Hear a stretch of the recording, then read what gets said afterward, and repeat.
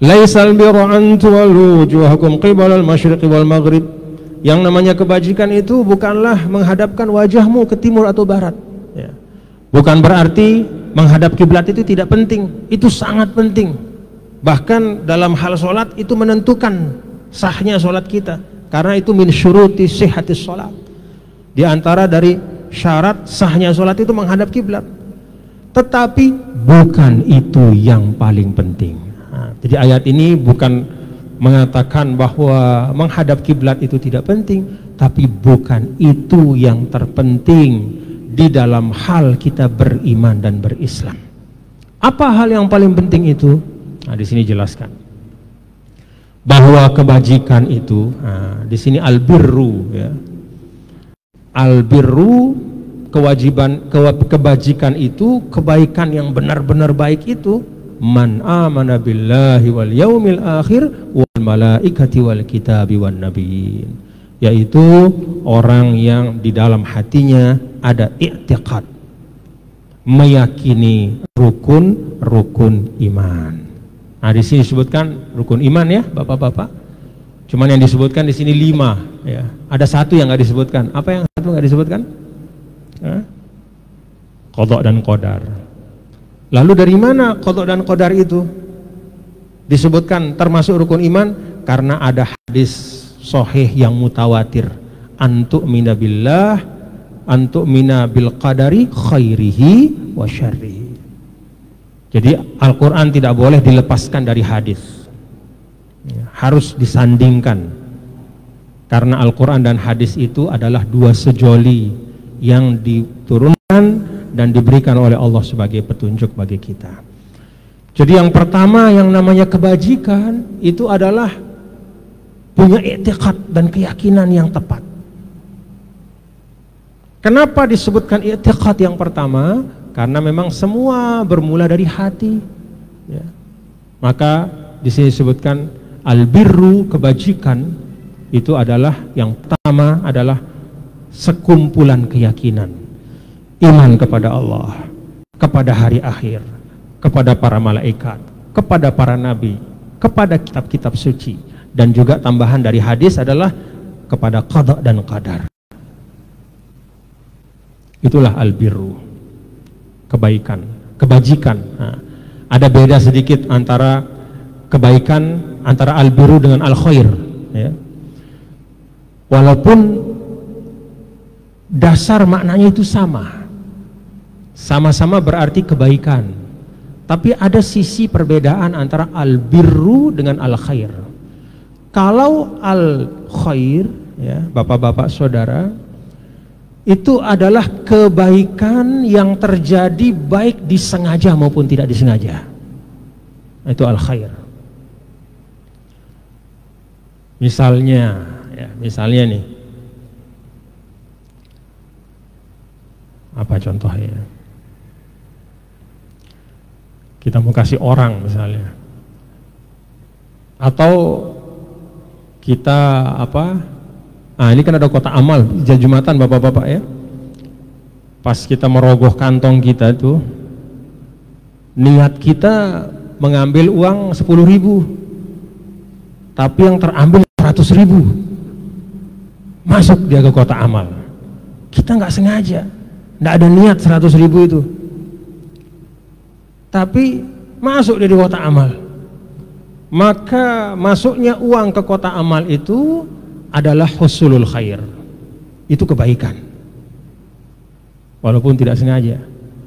Tapi itu bukan albirru, karena laisa an qasdin, bukan berdasarkan niat yang memang dikhususkan.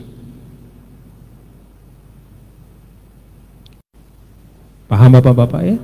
Nah, ada orang misalnya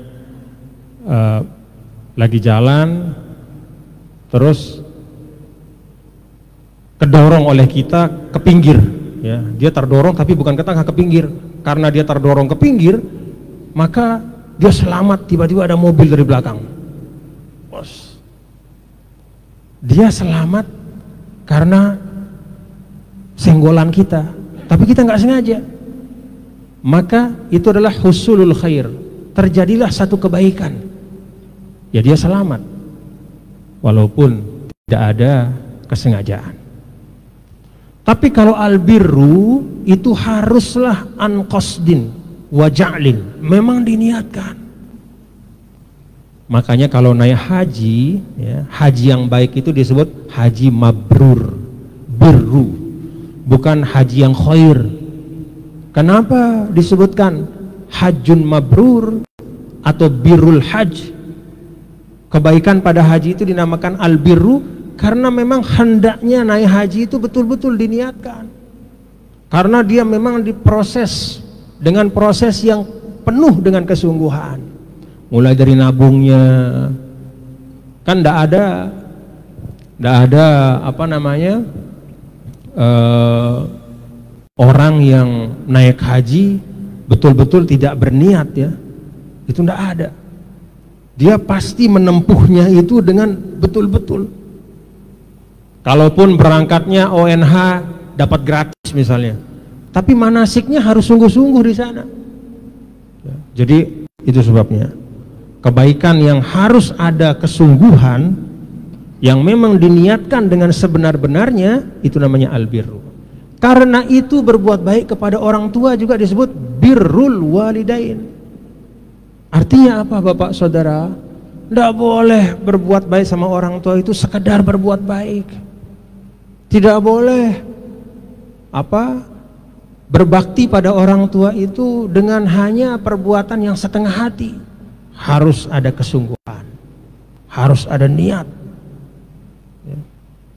Maka kalau kata ulama, ya ini misalnya bapak-bapak ini sudah punya pekerjaan, punya uang, punya gaji, atau ada untung bisnis, lalu punya orang tua, tidak tinggal bersama-sama, misalnya dia tinggal di tempat yang jauh.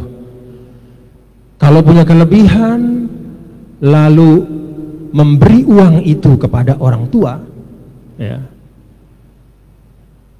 dengan cara menitipkan kepada supir misalnya, kata ulama itu bukan birru, karena caranya tidak baik. Maka albirru, birrul walidain di situ bukanlah sekedar sampainya uang itu kepada orang tua kita, tapi sampai dengan cara yang terbaik. Itulah birrul walidain. Sama seperti kalau kita memilih birrul walidain dengan cara berdoa. Kalau kita mendoakan orang tua, belum tentu mujarradud doa itu birrul walidain kata ulama. Haruslah doa yang benar-benar istihdarul qalb. Begitu kita doa, ya Allah, ayah saya semoga dia dirahmati di sisimu ya Allah, misalnya sudah meninggal, betul-betul kita hadirkan wajah orang tua kita yang betul-betul berharap rahmat Allah dengan kesungguhan hati.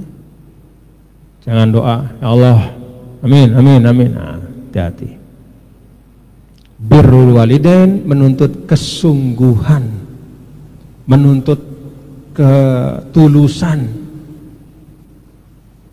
bukan sekedar menunaikan kewajiban. Nah, itu sedikit perbedaannya tentang albirru dan al-khair.